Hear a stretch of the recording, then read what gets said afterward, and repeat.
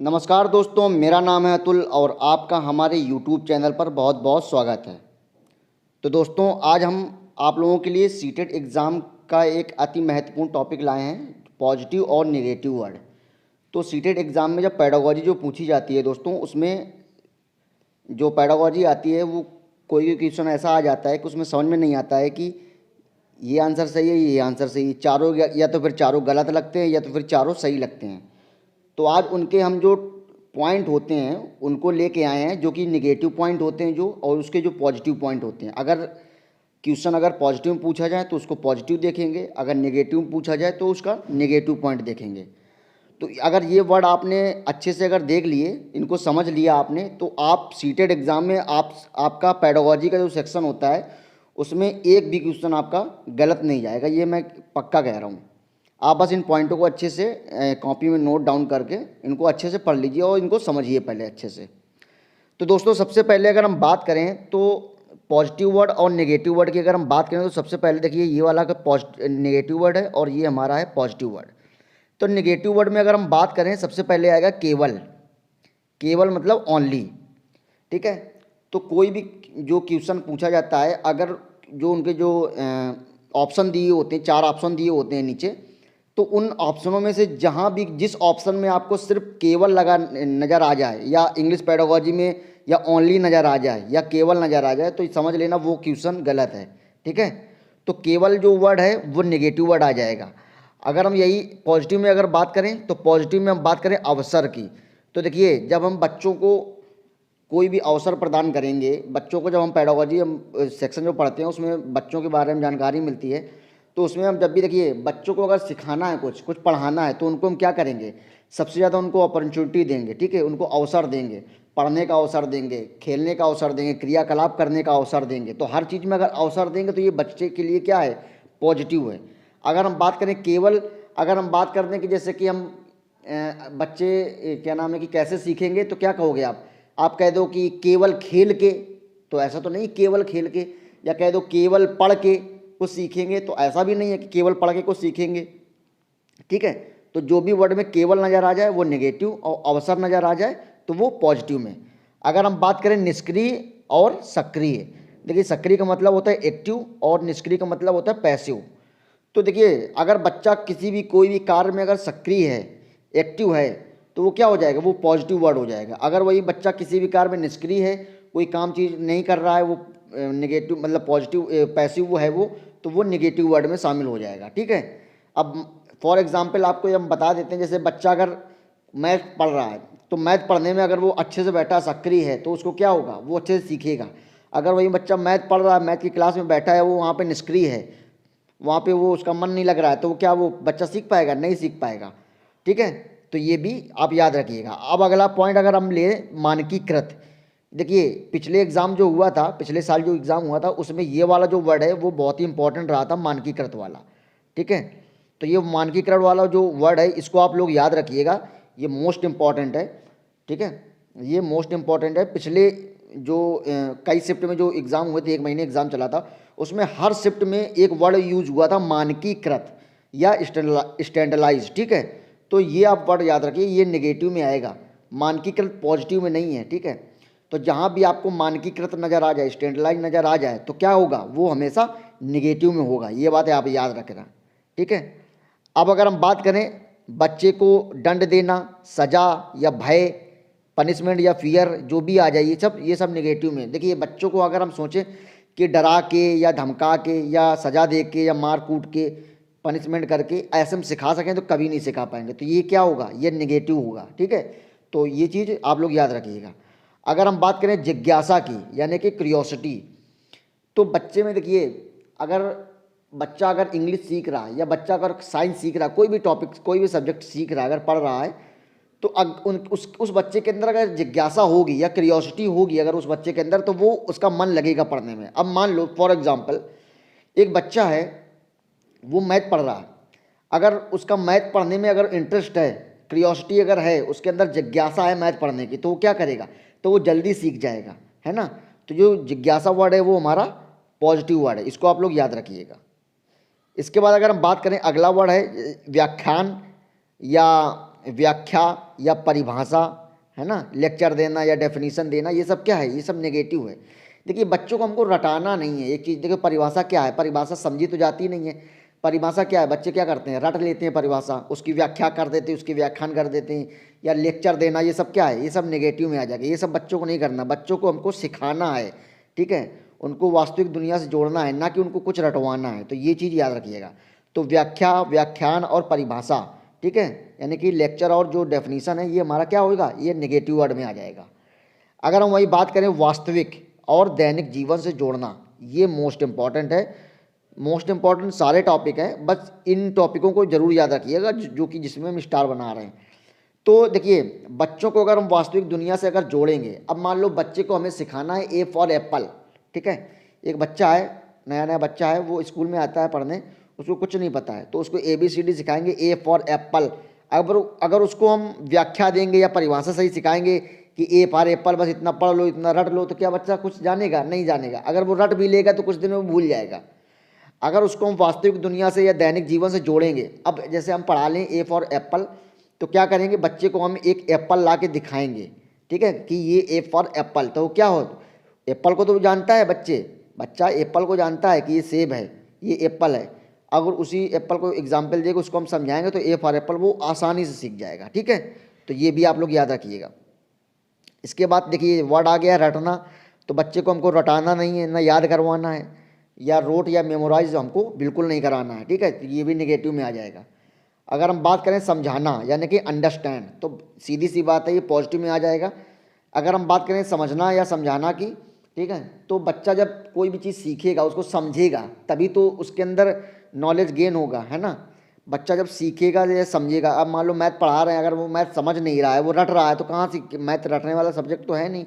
या कोई भी सब्जेक्ट है, साइंस आप पढ़ लो, ठीक है, साइंस में कुछ भी टॉपिक पढ़ रहा है, विज्ञान पढ़ रहा है या पर्यावरण पढ़ रहा है, तो उसको रटना नहीं है, उसको समझना है, उसको अंडरस्टैंड करना है, ठीक है।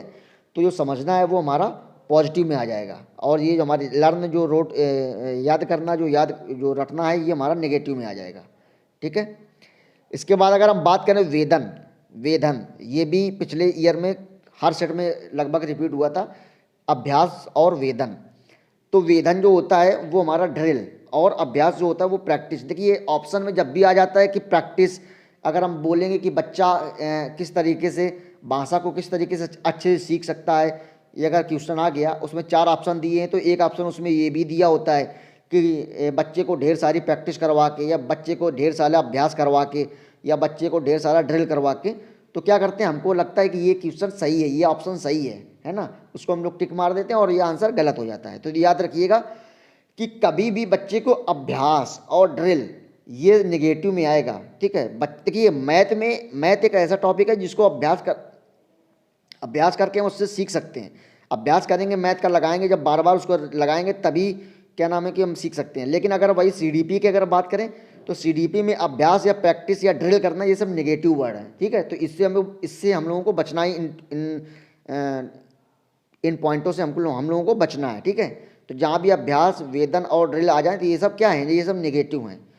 बात करें अगर खोजबीन की, तो बच्चा अगर कोई चीज़ डिस्कवर करेगा, कोई चीज़ खोजबीन करेगा, तो वो जल्दी से सीखेगा, ठीक है। तो खोजबीन क्या है, हमारा पॉजिटिव वर्ड है। अगर हम बात करें आगे, पाठ्य पुस्तक केंद्रित और शिक्षक केंद्रित।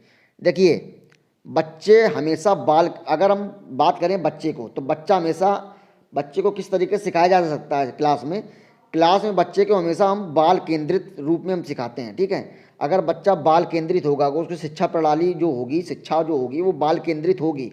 बच्चों को ध्यान में रख के अगर हम बालक को केंद्र में रख के अगर हम उसको कुछ सिखाएंगे, तो वो आसानी से सीख जाएगा, है ना। तो हमको क्या करना है, बाल केंद्रित शिक्षा हमको देना है। तो ये हमारा पॉजिटिव में आ जाएगा, बाल केंद्रित, ठीक है, चाइल्ड सेंटर्ड। अगर हम वही बात नेगेटिव अगर बात करें, तो हमको बच्चे को शिक्षा पुस्तक केंद्रित या शिक्षक केंद्रित नहीं देना है।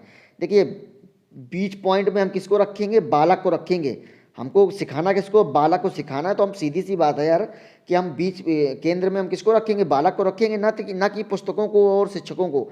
तो टीचर केंद्रित और पुस्तक केंद्रित या टेक्स्ट बुक या टीचर सेंट्रलाइज के किस में आ जाएगा, ये सब आ जाएगा नेगेटिव में। और बाल केंद्रित किस में आ जाएगा, ये सब आ जाएगा हमारा पॉजिटिव में। अब अगर हम आगे बात करें कि हतोत्साहित और प्रोत्साहित है, तो देखिए बच्चे को कभी हतोत्साहित नहीं करना है, बच्चे को कभी डिस्करेज नहीं करना है, या बच्चे को कभी बेइज्जत नहीं करना है, ठीक है। उससे क्या होगा, उससे बच्चा निराश होगा और वो हतोत्साहित हो जाएगा, जिससे कि उसके जीवन में, उसको स्टडी में उसको फर्क पड़ता है, ठीक है। वही अगर आप बात करें प्रोत्साहन की, तो प्रोत्साहन हमारा एक ऐसा वर्ड है जो कि पॉजिटिव है, और हतोत्साहन हमारा नेगेटिव है। प्रोत्साहन जैसे बच्चे को, अगर बच्चे ने कोई चीज़, अच्छी चीज़ कोई बनाई, मान लो बच्चे ने क्या किया, एक मिट्टी ली और गीली मिट्टी ली, और उस गीली मिट्टी से उसने कोई अच्छा सा चित्र बनाया, कुछ अच्छा सा मूर्ति बनाई, ठीक है। तो बच्चे को क्या करेंगे, वहाँ पे बच्चे को हम प्रोत्साहित करेंगे, है ना, कि वेरी गुड, बहुत अच्छा बनाया आपने। तो क्या होगा, बच्चा खुश होगा, है ना। तो बच्चे को ऐसा लगेगा कि हमने बहुत अच्छा काम कर दिया है। और वहीं पे जैसे हम मूर्ति बना दी, अब बच्चे को तुमने दो कंटाप रख दिए, तो क्या होगा, बच्चा रोने लगेगा, हतोत्साहित हो जाएगा। तो इससे हतोत्साहित से हमको बचना है और प्रोत्साहन को हमको बढ़ावा देना है।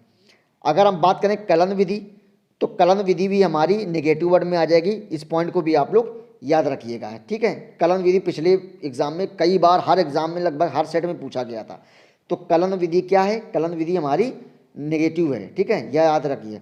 समालोचनात्मक चिंतन यानी कि क्रिटिकल थिंकिंग, तो ये क्या है, पॉजिटिव वर्ड है और वेरी मोस्ट इंपॉर्टेंट है इस ये वर्ड, ठीक है। तो समालोचनात्मक चिंतन हमारा जो क्रिटिकल थिंकिंग है, ये हमारा पॉजिटिव वर्ड है, इसको आप लोग याद रखिएगा, ठीक है। अब इसको हम समझाने की कोशिश करें। जैसे तो अगर बच्चा क्रिटिकल थिंकिंग करेगा, कोई चीज़ के बारे में सोचेगा, ठीक है। अगर हमने उसको कोई कहानी सुनाई कि एक पक्षी थी, वो उसके एक पक्षी था, और पक्षी थी क्या नाम है कि वो उड़ रहा था, और कभी कभी वो पेड़ों में बैठ भी रहा था। इसके बाद क्या किया कि उसके पंख काट दिए गए, और इसके बाद वो उड़ नहीं पा रहा था, ठीक है। तो उसका क्या होगा, तो बच्चा उसके बारे में सोचेगा। या मतलब और भी कोई टॉपिक ले लो, फॉर एग्जांपल कोई चीज़ के बारे में सिखा रहे हैं, अगर मैथ पढ़ा रहे हैं, 2+2 4 होता है, तो वो सोचेगा उस बारे में, 2+2 कैसे होता है 4, है ना। तो इस तरीके से वो क्या करेगा, समालोचनात्मक चिंतन करेगा, यानी कि क्रिटिकल थिंकिंग करेगा, ठीक है। तो ये आप लोग याद रखिए, क्रिटिकल थिंकिंग हमेशा पॉजिटिव में आएगा, ठीक है। इसके बाद अगर हम बात करें पृथक्करण या नामांकन की, पृथक्करण यानी कि नामांकन की, ठीक है। तो बच्चे को अगर हम सेग्रेशन अगर करेंगे, पृथक्करण मतलब अलग अलग करेंगे, पृथक करेंगे बच्चों को, तो ये क्या है, नेगेटिव है। बच्चे को कभी पृथक्करण नहीं करना है, ठीक है। और ना बच्चे को लेबलिंग करना है। लेबलिंग मतलब क्या होता है, नामांकन, और पृथक्करण मतलब सेग्रेशन, ठीक है। तो सेग्रेशन और लेबलिंग जो करना होता है वो हमारा नेगेटिव वर्ड है, ठीक है। तो जो पिछली बार लेबलिंग वर्ड बहुत यूज हुआ था, हर सेट में लेबलिंग वर्ड यूज किया गया था, लेबलिंग या नामांकन, ये सब नेगेटिव वर्ड है, ठीक है। अब अगर हम बात करें संवेदनशील, तो बच्चे को हमको कैसा बनाना है, संवेदनशील बनाना है, यानी कि सेंसिटिव बनाना है। अब जो संवेदनशील जो टॉपिक है ना, ये ईवीएस में हर सेट में पूछा जाता है, ईवीएस के लिए मोस्ट इंपॉर्टेंट है, और हमारा सीटेट के लिए, सीडीपी के लिए भी मोस्ट इंपॉर्टेंट है। तो संवेदनशील जहाँ भी आपको ये पॉइंट मिल जाए, तो वो हमेशा समझ लेना कि वो पॉजिटिव पॉइंट है और वो सही पॉइंट है, ठीक है। इसके बाद अगर हम बात करें समेटिव असेसमेंट और फॉर्मेटिव असेसमेंट, देखिए समेटिव असेसमेंट और फॉर्मेटिव असेसमेंट की अगर हम बात करें, तो देखिए जहाँ भी आपको ये लिखा हुआ मिल जाए लर्निंग फॉर असेसमेंट है, जहाँ पे आपको लर्निंग फॉर असेसमेंट अगर समझ में, लर्निंग और फॉर, ठीक है, लर्निंग फॉर असेसमेंट जहाँ पे आ जाए तो वो नेगेटिव होगा। और जहाँ पे भी आपको लर्निंग फॉर, सॉरी एक सेकेंड, लर्निंग ऑफ, ठीक है, जहाँ पे आपको लर्निंग फॉर असेसमेंट दिख जाए तो वो समझ लेना नेगेटिव है। और जहाँ पे भी आपको लर्निंग ऑफ असेसमेंट मिल जाए तो वो पॉजिटिव वर्ड है, ठीक है। तो समेटिव वर्ड क्या है, नेगेटिव, और फॉर्मेटिव क्या है, ये हमारा पॉजिटिव हो जाएगा। तो इसको भी आप लोग याद रखिएगा। अगर हम बात करें तुलना यानी कि कंपेयर, तुलना करना, तो बच्चे को देखिए कभी भी बच्चे को एक दूसरे से तुलना या कंपेयर नहीं करेंगे, है ना। अब मान लो क्लास में कोई क्लास एक है, उसमें ढेर सारे बच्चे बैठे हैं, एक बच्चे के बेचारे कम नंबर आए, एक बच्चे के बेचारे के ज़्यादा नंबर आए, तो क्या हुआ, कभी भी हम क्लास में एक दूसरे की तुलना नहीं करेंगे बच्चों में। अब हम बोल दें कि ये बच्चा के नंबर बहुत अच्छे हैं, उसको शाबाशी दें, उसको पुरस्कार दें, और दूसरे के बेचारे के नंबर नहीं आए तो उसको हमको क्या करें, उसको 2 थप्पड़ दे दें और चुपचाप बैठा दें, तो क्या होगा, तो वो बच्चा वो निराश हो जाएगा, वो हतोत्साहित हो जाएगा, है ना। तो इसीलिए बच्चों में हमको आपस में तुलना करना से हमको बचना चाहिए, कभी भी तुलना या कंपेयर नहीं करना चाहिए, ठीक है। तो ये हमेशा नेगेटिव वर्ड आ जाएगा, इसको आप लोग याद रखिएगा। अगर हम बात करें भ्रांतियाँ, ये वेरी वेरी मोस्ट इंपॉर्टेंट है, इसको आप लोग याद रखिए। पिछले साल ये मतलब हर सेट में भर भर के पूछा गया था, है ना।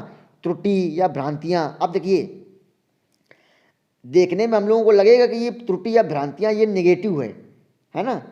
गलती करना या भ्रांतियाँ ये नेगेटिव है, लेकिन हकीकत यही है कि बच्चा जब तक गलती नहीं करेगा, बच्चे के अंदर जब तक भ्रांतियाँ नहीं होंगी, बच्चा जब तक त्रुटि नहीं करेगा तो क्या वो सीखेगा। आप बताओ, आप जब बचपन में थे, छोटे थे, आप जब साइकिल चलाना सीख रहे थे तो क्या क्या लगा था, आपने गलती नहीं की थी, आप क्या चोट नहीं खाए थे। जब तक 2-4 बार गिरो ना तब तक तो क्या करोगे, जब तक गलतियां करो ना तब तक सीखोगे ही नहीं। आप मैथ लगाओगे, कोई नंबर सिस्टम टॉपिक आप पढ़ रहे हो, तो आप जब तक 2-4 सवाल में गलती नहीं करोगे तब तक सीख ही नहीं सकते हो। अगर बच्चा ये मान के चलो, अगर त्रुटि या भ्रांतियाँ नहीं है बच्चे के अंदर तो वो सीख नहीं रहा है, समझ रहे हो।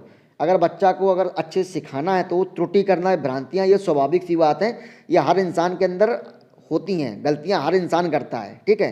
तो त्रुटि और भ्रांतियाँ इसको हम निगेटिव वर्ड में कभी भी नहीं लेंगे, इनको हम हमेशा पॉजिटिव वर्ड में लेंगे। जहाँ भी आपको त्रुटि या भ्रांतियाँ मिल जाएँ, आँख मीच के एकदम उसको टिक कर देना, वो सही आंसर निकल जाएगा, ठीक है।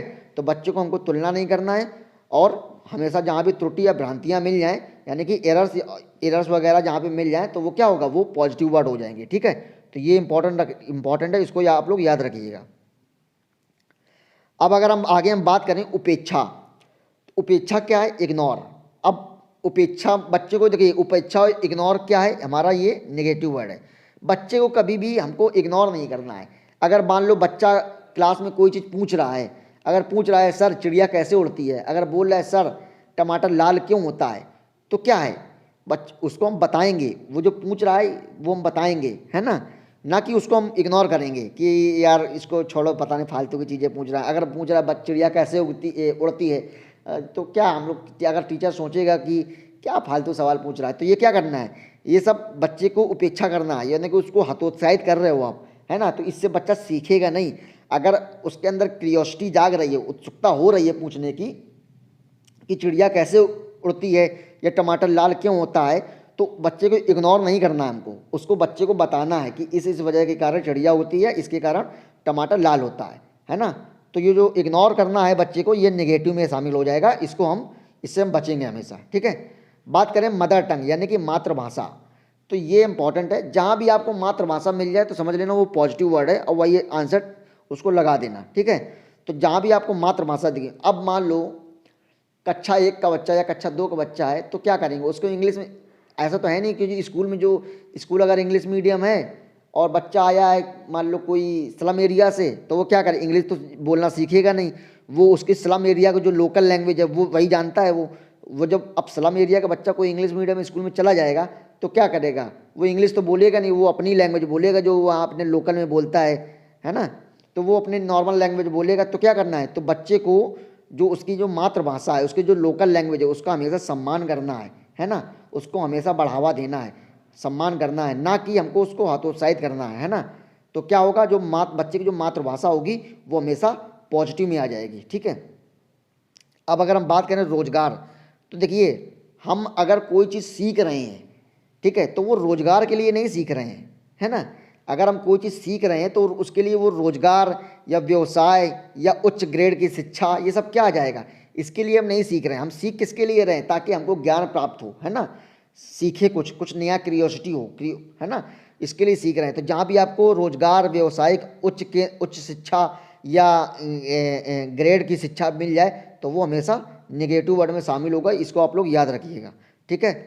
अगर हम वहीं बात करें बहुभाषिकता की, बहुभाषिकता मतलब कि बहुत सारी भाषाएं, है ना। एक क्लास में अगर मान लो एक क्लास है, उसमें एक बच्चा आ रहा है, सरदार का बच्चा कोई आ रहा है, पंजाबी कम्युनिटी का कोई बच्चा आ रहा है, तो वो सीधी सी बात है वो पंजाबी बोलेगा, है ना। अगर वो पंजाब से कोई बच्चा अगर आ रहा है तो वो पंजाबी बोलेगा, तमिल से कोई बच्चा आ रहा है तो वो तमिल बोलेगा, और हिंदी भाषी प्रदेश यूपी और बिहार से आ रहा है तो वो हिंदी बोलेगा, है ना। अगर वो जम्मू कश्मीर से आ रहा है तो वो वहाँ की जो लोकल लैंग्वेज होगी वो बोलेगा। तो हमको ये सब एक ही क्लास में अलग अलग एरिया के अलग अलग क्षेत्र के जो बच्चे आ जाते हैं तो वो अपनी लोकल मदर लैंग्वेज जो होगी वो वही बोलेंगे, है ना। तो ये क्या हो जाएगी, क्लास हमारी कैसी हो जाएगी, ये हमारी बहुभाषिकता हो जाएगी। तो जब हमारी क्लास बहुभाषिकता होगी तो ये सीखने के लिए, शिक्षण के लिए बहुत ही पॉजिटिव वर्ड में शामिल हो जाएगी। तो बहुभाषिकता क्या है हमारी, पॉजिटिव वर्ड में शामिल हो जाएगी। फॉर एग्जाम्पल, अगर एक ही क्लास में अलग अलग लैंग्वेज बोलने वाले बच्चे हैं तो उसको हम साधन के रूप में प्रयोग करेंगे, ठीक है। मतलब उससे क्या होगा कि हिंदी भाषी का बच्चा अदर लैंग्वेज सीखेगा, हिंदी भाषी के जो यूपी बिहार का बच्चा होगा वो अपने दोस्त, उसके दोस्त होंगे, उसके क्लासमेट होंगे, तो वो एक बच्चा पंजाबी बोल रहा है, एक बच्चा तेलुगु बोल रहा है, एक बच्चा तमिल बोल रहा है, एक बच्चा हिंदी बोल रहा है ना, एक बच्चा असमिया बोल रहा है। तो क्या होगा, हिंदी भाषी का प्रदेश, हिंदी प्रदेश का जो बच्चा है, हिंदी जो बोलता है बच्चा, वो पंजाबी भी सीखेगा, वो तमिल भी सीखेगा, है ना, वो असमिया भी सीखेगा, है ना। और जो पंजाबी कम्युनिटी का बच्चा है वो तमिल भी सीखेगा, हिंदी भी सीखेगा। तो क्या होगा, एक दूसरे से सब सीख रहे हैं, है ना। और ये मुद्दा भी हमारा यही है कि बच्चे को बस सिखाना है, सीधी सी बात है। तो बहुभाषिकता जहाँ पे भी नज़र आ जाए तो वो पॉजिटिव वर्ड में शामिल होगा, ठीक है। इसको आप लोग याद रखिएगा। अगर हम आगे बात करें विभिन्न संदर्भों की बात करें तो बच्चे को जब हम अलग अलग संदर्भों में समझाएंगे तो ये क्या होगा, ये भी हमारा पॉजिटिव में शामिल हो जाएगा, ठीक है। अगर हम बात करें अनुशासन यानी कि डिसिप्लिन, देखिए अनुशासन वैसे तो जरूरी है ना, अनुशासन वैसे तो जरूरी है, लेकिन अगर हम प्राथमिक विद्यालय या प्राइमरी बच्चों की अगर हम बात करें तो प्राइमरी लेवल में अनुशासन हमारा निगेटिव में आएगा। प्राइमरी लेवल में हमको अनुशासन नहीं सिखाना है ना। मतलब केंद्रित हमारा क्या होगा, हमारा मेन फोकस होगा बच्चे को सिखाना, ना कि अनुशासन सिखाना, है ना।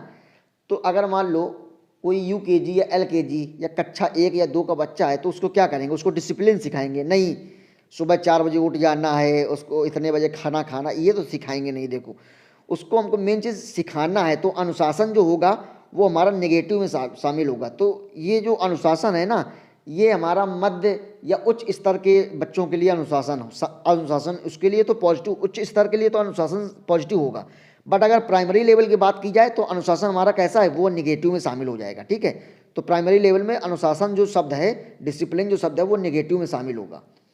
अगर हम वही बात करें लोकतांत्रिक, तो चाहे वो प्राइमरी हो, चाहे वो उच्च शिक्षा हो, है ना, चाहे वो जूनियर हो, तो जो लोकतांत्रिक जो है, वो जो यानी कि डेमोक्रेसी जो है, डेमोक्रेटिक, तो ये क्या होगा, ये पॉजिटिव में शामिल होगा। फॉर एग्जांपल, अगर एक क्लास है उसमें ढेर सारे बच्चे हैं, उसमें अगर बच्चों को डेमोक्रेटिक रूप से अगर वो नहीं महसूस कर रहे हैं, अगर वो लोकतांत्रिक बच्चे नहीं हैं, तो इसका मतलब वो क्लास एक्टिव है ही नहीं, बच्चे बंधे बंधे रहेंगे उसमें, है ना। अगर टीचर बोल देगा कि नहीं, एक घंटा आपको सिर्फ क्लास में ही बैठना है, किसी को टॉयलेट लगी है, किसी को पानी पीना है, किसी से कुछ पूछना है, या बच्चे को टीचर से कुछ पूछना है, तो ये सब क्या होगा, ये सब लोकतांत्रिक, कक्षा अगर लोकतांत्रिक होगी तभी बच्चा ये सब पूछ पाएगा। अगर क्लास लोकतांत्रिक नहीं है तो बच्चा क्या पूछ पाएगा, नहीं पूछ पाएगा, है ना। तो क्लास को हमेशा कैसा रखना है, क्लास को हमेशा लोकतांत्रिक रखना है, यानी कि डेमोक्रेटिक रखना है। अगले अगर वर्ड की बात करें नियंत्रण, यानी कि ये भी निगेटिव में आ जाएगा, नियंत्रण। अरे देखिए, जो लोकतांत्रिक होगा वो हमेशा पॉजिटिव में आ जाएगा, ठीक है। अगर हम बात करें नियंत्रण यानी कि कंट्रोल, ठीक है, तो ये निगेटिव में शामिल हो जाएगा। तो यहाँ पे क्या होगा कि बच्चे को हमको नियंत्रण नहीं करना है, यानी कि कंट्रोल नहीं करना है। अगर कोई चीज़ कर रहा है, अगर बच्चा मिट्टी से कोई खिलौना बना रहा है, अगर बच्चा मिट्टी से खेल रहा है, ठीक है, अगर बच्चा कपड़े से कुछ बना रहा है, तो उसको कंट्रोल नहीं करेंगे। अगर वो कुछ नई चीज़ें कुछ खोज कर रहा है, अपने आप में कुछ, अपने आप से कुछ बना रहा है, तो उसको रोकेंगे नहीं, उसको देखेंगे कि बनाता क्या है, देखेंगे कि उसके अंदर क्या क्यूरियोसिटी जगी है, कौन सी क्रिटिकल थिंकिंग करके वो क्या चीज़ बना रहा है ना। तो ये हमको देखेंगे, वहाँ पे हमको बच्चों को कंट्रोल नहीं करना। तो जो नियंत्रण होगा वो हमेशा नेगेटिव में शामिल होगा।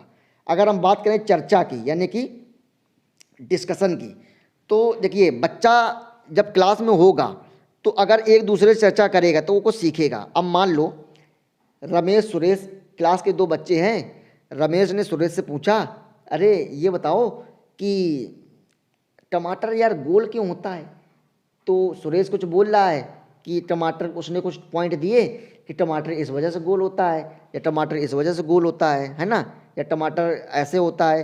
तो क्या होगा, एक दूसरे से बातचीत कर रहे हैं, चर्चा कर रहे हैं, डिस्कशन कर रहे हैं, है ना। तो क्या होगा, इससे कुछ ना कुछ एक दूसरे से क्या होगा, चर्चा करने से सीखेंगे बच्चे, है ना। अगर हम वही वही बात करें संवेग की, संवेग क्या है, इमोशन। तो बच्चे के अंदर अगर इमोशन होगा, संवेग होगा, तो वो अच्छे से सीख पाएंगे, है ना। तो संवेग और चर्चा ये भी हमारे पॉजिटिव में शामिल हो जाएंगे। बच्चे के अंदर इमोशन होगा तो वो अच्छे से सीख पाएंगे, अगर बच्चे के अंदर इमोशन है ही नहीं तो वो कहाँ सीख पाएंगे, है ना। तो ये चीज़ आप लोग याद रखिएगा। अगर हम बात करें खाली स्लेट, अब देखिए खाली स्लेट का मतलब क्या होता है, ब्लैंक पेपर। ये भी पिछले जो साल सीटेट का एग्ज़ाम हुआ था उसमें भर भर के पूछा गया था, ब्लैंक पेपर यानी कि खाली स्लेट, ठीक है। तो अगर हम बात करें कि ब्लैंक पेपर का मतलब ये होता है कि ब्लैंक पेपर या खाली स्लेट का मतलब ये होता है कि अगर हम कह दें कि बच्चा जब स्कूल आता है तो वो कुछ भी सीख के नहीं आता है। मतलब बच्चे का जब पहली बार स्कूल में एडमिशन करवाते हैं तो कुछ सीखा नहीं होता है, ऐसा गलत कहना है। देखिए बच्चा जब स्कूल में एडमिशन लेता है, बच्चा स्कूल जब आना प्रारंभ करता है तो घर से क्या सीख के आता है, घर से वो सीख के आता है मातृभाषा, अपनी जो लोकल लैंग्वेज होता है वो सीख के आता है ना।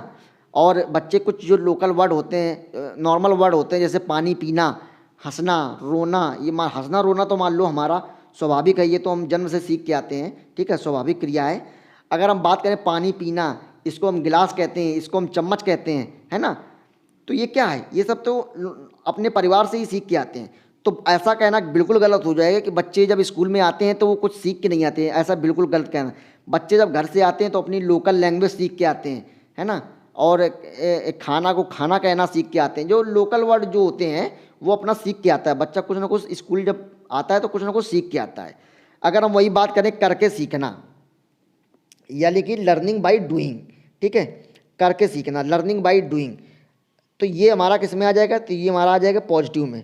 और जो खाली सिरे ब्लैंक पेपर, ये हमारा आ जाएगा नेगेटिव में।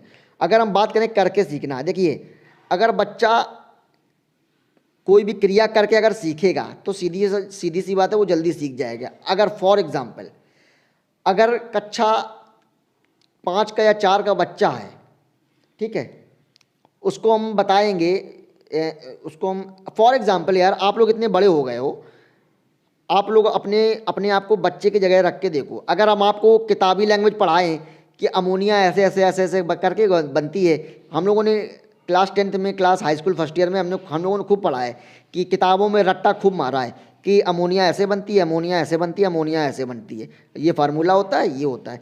तो हम लोगों ने रट लिया, बस किताबी लैंग्वेज समझ ली, सीख लिया, रट के हमने छोड़ दिया, ठीक है।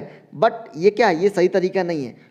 अब अगर वही चीज़ हम अमोनिया को लैब में जाके अगर सीखें, खुद बनाएं, अपने हाथों से करके सीख रहे हैं अमोनिया को, क्या क्या उसमें प्रोडक्ट यूज़ होते हैं, क्या कैसे क्या करके उसको बनाते हैं, अगर ये सब करके हम उसको अमोनिया बना देते हैं तो क्या होगा, ज़िंदगी में कभी भूलोगे, कभी नहीं भूलोगे, है ना। अगर हम बात करें, मैं अमोनिया जब मैंने बनाई थी क्लास 12th में प्रैक्टिकल के टाइम पे, तो वो मैंने लैब में जाके अमोनिया बनाई थी, वो मैं आज तक नहीं भूला हूँ कि उसमें क्या क्या यूज़ करते हैं, कैसे कैसे क्या यूज़ करते हैं, सब हमको मालूम है, ठीक है।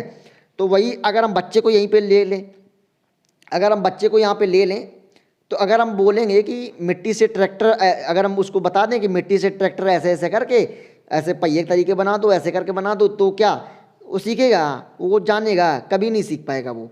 अगर वही हम बच्चे को बैठा लें, बच्चे को अगर मिट्टी दें, उस एक तरफ हम क्रिया करते हैं, दूसरी तरफ वही देख देख के बच्चा करता जाए क्रिया, वो कर रहा है, अपने आप कर रहा है, स्वयं कर रहा है, तो क्या होगा, वो जब एक बार बना लेगा, है ना, तो दोबारा फिर वो बनाने की कोशिश करेगा, तो क्या होगा, वो अपने आप करेगा, कुछ वो करके कुछ सीख रहा है ना।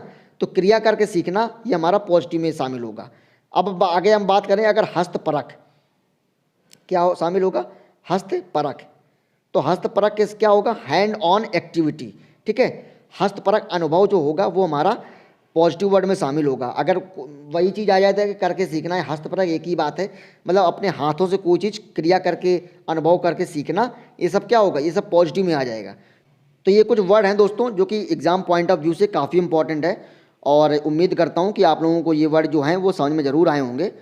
तो ये जो जितने भी पॉइंट है दोस्तों, इसको आप लोग अच्छे से एक बार ज़रूर पढ़ लीजिएगा और इन पॉइंट को ज़रूर नोट डाउन कर लीजिएगा, ठीक है। इससे को आप लोगों को अच्छे समझ में आ जाए, और नेगेटिव और पॉजिटिव वर्ड को अलग अलग लिख के आप इसको अच्छे से रिवाइज कर लीजिएगा। इससे क्या होगा कि एग्ज़ाम में, सीटेट एग्ज़ाम में आप जब बैठेंगे ना, तो तो आपके जब ऑप्शन में ये पॉइंट मिलेंगे तो आपको ये लगेगा कि हाँ ये जो पॉइंट है ये पॉजिटिव है, ये पॉइंट है जो निगेटिव है। और हम सब जानते हैं कि सीटेट एग्ज़ाम में हमेशा बच्चे को केंद्र में रखना है, मातृभाषा। और क्या होगा कि बच्चे का उसमें हम पॉजिटिव चीज़ देखेंगे। अगर क्वेश्चन अगर पॉजिटिव पूछा गया है तो हम कौन सा विकल्प देखेंगे? पॉजिटिव। सबसे जो मेन मुख्य पॉजिटिव विकल्प होगा उसको हम देखेंगे। अगर क्वेश्चन नेगेटिव पूछा गया है, जैसे कोई भी क्वेश्चन आ जाता है कि बच्चे के भाषा सीखने में क्या मदद नहीं करता है, इस टाइप के क्वेश्चन पूछ लिया जाता है ना। तो उसमें क्या होगा? अगर बोल दे केवल किताब मदद करती है या किताब मदद नहीं करती है तो क्या होगा? केवल किस में आ जाएगा? नेगेटिव में आ जाएगा। तो अगर नेगेटिव पूछे क्वेश्चन तो हमको नेगेटिव वर्ड लेना है, अगर पॉजिटिव क्वेश्चन पूछे तो हमको पॉजिटिव वर्ड हमको विकल्प में ढूंढना है। तो ये चीज़ आप लोग याद रखिएगा। तो उम्मीद करता हूँ दोस्तों कि आप लोगों को ज़रूर समझ में आया होगा, और आप लोग चैनल को सब्सक्राइब जरूर कर लीजिएगा। और मैं वीडियो काफ़ी दिन के बाद लाया हूँ क्योंकि मैं थोड़ा सा अपनी पढ़ाई में थोड़ा सा व्यस्त था, क्योंकि मेरे भी एग्ज़ाम आने वाले हैं, इस वजह से वीडियो में आने में थोड़ा सा लेट हो गया। और अगला वीडियो जो है वो 1-2 दिन में ज़रूर ले आऊँगा मैं, और अगला टॉपिक सीटेट से रिलेटेड लाऊँगा मैं, जो आप लोगों के लिए काफ़ी हेल्पफुल होगा। तो दोस्तों आज के लिए बस इतना ही। चलिए, नमस्कार, जय हिंद, वंदे मातरम।